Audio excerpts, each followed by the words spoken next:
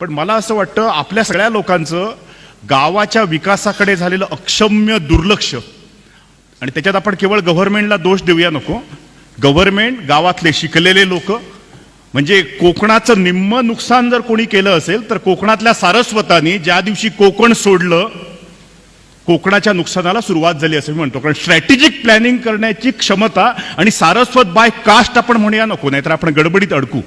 मी जेव्हा सारस्वत शब्द जेव्हा म्हणतोय याचा अर्थ शिकलेले भूमिपुत्र जेव्हा गाव सोडून मुंबईमध्ये जेव्हा जातात तेव्हा गावामध्ये अडाणी लोक राहतात आणि स्ट्रॅटेजिक प्लॅनिंग होत नाही, आणि राजकीय पक्षांना ही खेळणी सांभाळणं खूप सोयीचं पडतं. कारण प्रतिप्रश्न विचारणारा गावात जेव्हा कोण नसतो तेव्हा दर 5 वर्षांनी त्यांना चुना लावणं खूप सोयीचं पडतं. प्रॉब्लेम तिथे आहे. त्याचे मला प्रामाणिकपणे असं वाटतं अक्षम्य झालेलं दुर्लक्ष एक मुद्दा. दुसरा मुद्दा प्रदीप, मला असं वाटतं की जी दुनिया मी टीव्हीवर बघतो आणि जी दुनिया मी जगतोय ह्याच्यामध्ये प्रचंड डिस्पॅरिटी आहे. त्याच्यामुळे मी जे जगतोय ते मला दिसत नाही, आणि जसं मी जगतोय ते मला जर जगणं असह्य होत असेल तर मला असं वाटतं एक सोशल डायलिमा क्रिएट होतो.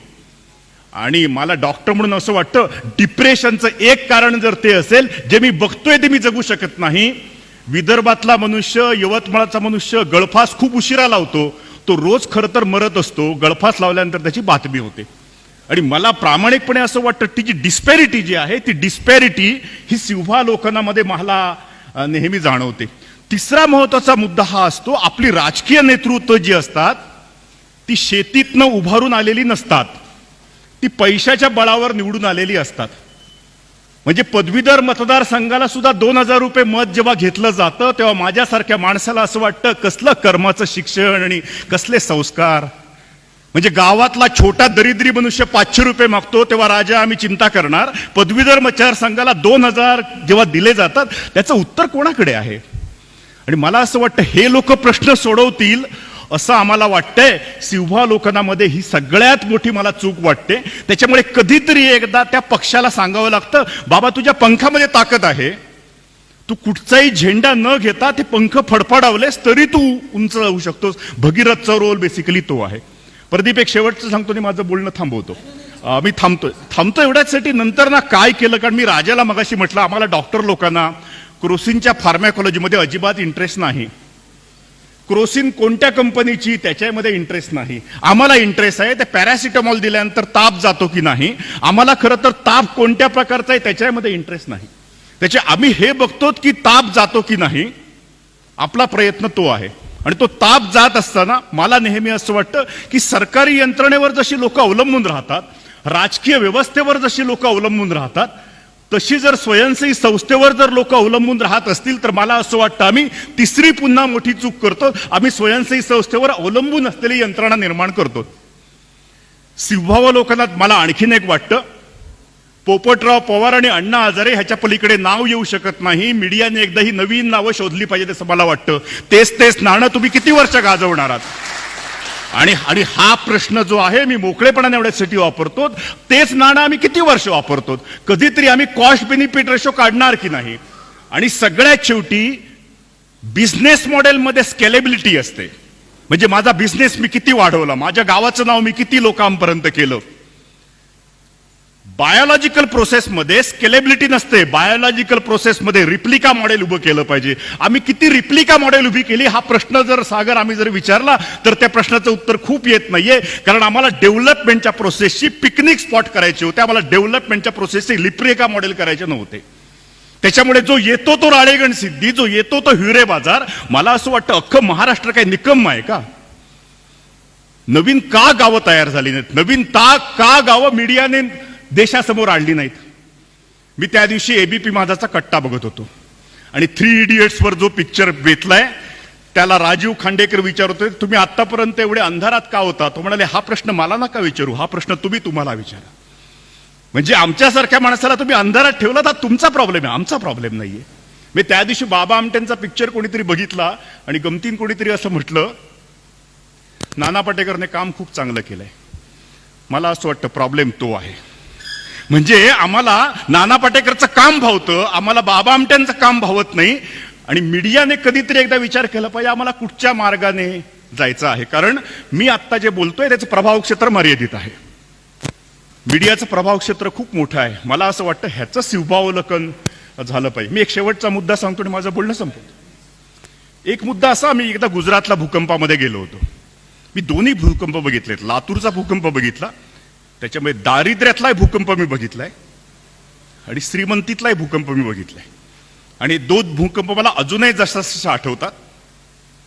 आणि मला गुजरातचा भूकंप आठवतो. एका जिरावाला नावाच्या शेतामध्ये आम्ही होतो आणि तेव्हा त्याने मला सांगितलं होतं, डॉक्टर जब तक हमारे गाय और भैंस जिंदा है, असे किती भूकंप येऊ देत, आमची पचवायची ताकद आहे.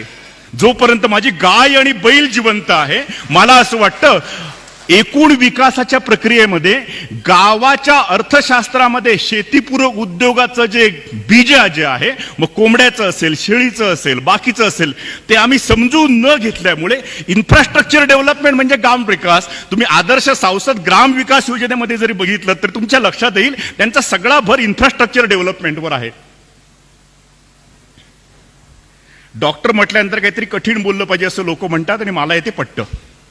त्याच्यामुळे एक शेवटचं कठीण वाक्य सांगतो आणि माझं बोलणं संपवतो. खरं तर वर्ल्ड बँकेने एकदा आपल्या देशाचं विश्लेषण केलं होतं. इंटरनॅशनल मॉनिटरी फंडचे लोक पंडित नेहरूंना एकदा भेटायला आले होते आणि ते इंटरनॅशनल मॉनिटरी फंडचे लोक असं म्हणाले होते पंडित नेहरूंना, स्वातंत्र्यपूर्व काळामध्ये काय म्हणाले ते खूप लक्षपूर्वक आहे का, सगळ्याची बीजे तिथे आहेत. म्हणजे नेहरूयन मॉडेल की गांधीयन मॉडेल याच्या डिबेटमध्ये आपण जाऊया नको. आणि आडनाव देवधर असल्यामुळे त्या डिबेटमध्ये मी जर पडलो तर सागर पुन्हा आणखीन प्रॉब्लेम मागे लागायचे. त्याच्यामुळे मला असं वाटतं let us have intellectual discussion. World बँकेच्या इंटरनॅशनल मॉनिटरी फंडच्या माणसाने पंडित नेहरूंना असं म्हटलं, भारतासारख्या निसर्गाने समृद्ध देशातील लोकांना गरीब ठेवणं किती कठीण आहे त्याची मला जाणीव आहे. ते वाक्य आहे.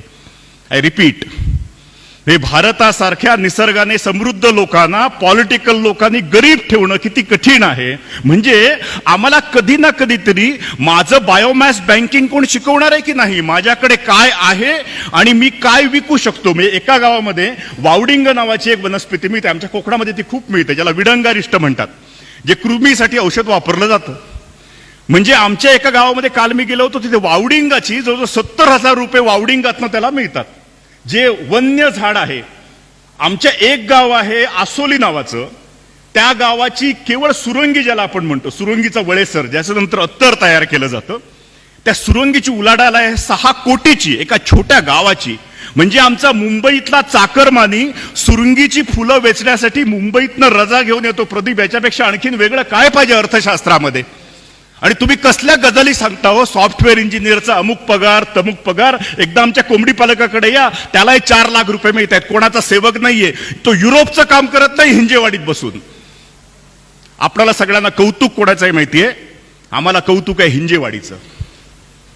हे कौतुक पहिल्यांदा ती काढून टाका, कारण त्यांचं मार्केट खाली आल्यानंतर कदाचित तुम्हाला कोण घेणारही नाही. त्याचे मला असं वाटतं tradable business, non tradable business आणि बायोमास बँकिंग, मला असं वाटतं आम्ही 2 विषयामध्ये खूप चांगलं काम केलं. पण शिवभावावलोकनामध्ये लक्षात येतं आम्ही त्या बायोमास बँकिंगचा विचार केला नाही.